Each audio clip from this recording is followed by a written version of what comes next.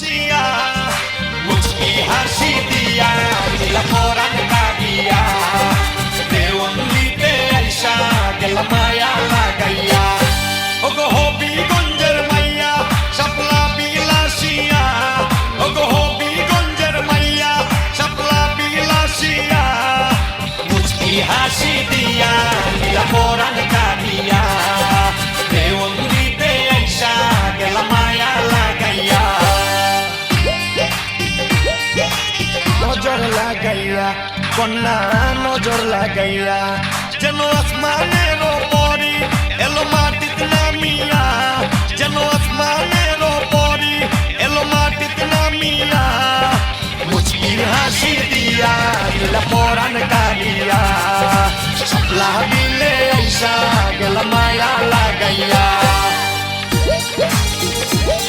দেখিয়া তোমার সাথে আমার জোড়া দিছে লিখিয়া বিধি দিছে লিখিয়া ওগো শাপলা ফুলের মালা দিব গলে পড়াইয়া ওগো শাপলা ফুলের মালা দিব গলে পড়াইয়া মুচকি হাসি দিয়া দিলা পরাণ কাঁদিয়া শাপলা বিলে আইসা গেল মায়া লাগাইয়া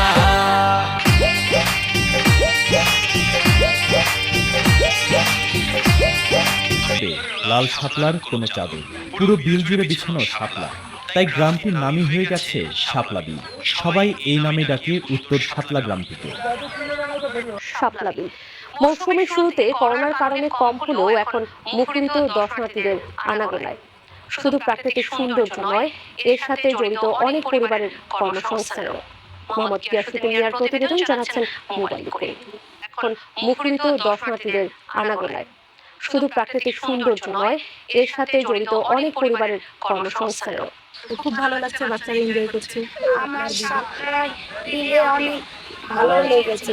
এই বিল আশপাশের অনেক পরিবারের আয়ের উৎস। চলুন ভিডিও শুরু করা যাক।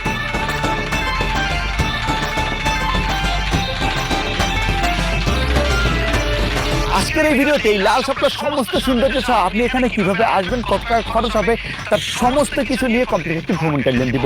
তো চলুন ভিডিও শুরু করা যাক। হ্যালো গাইস, বিসমিল্লাহ এন্ড ওয়েলকাম টু মাই। আর এখানে আসলে কিন্তু আপনার শাপলা দেখতে হলে নৌকা নিতে হবে। নৌকা যদি আপনারা নিতে চান, এখানে সাজানো যেগুলো ঠিক আছে ফুল দিয়ে, এগুলো হচ্ছে 800 টাকা ঘন্টা। আর যেগুলো হচ্ছে সাজানো ছাড়া, ওগুলো হচ্ছে 600 টাকা ঘন্টা। আর ভাই এটা কি ফিক্সড?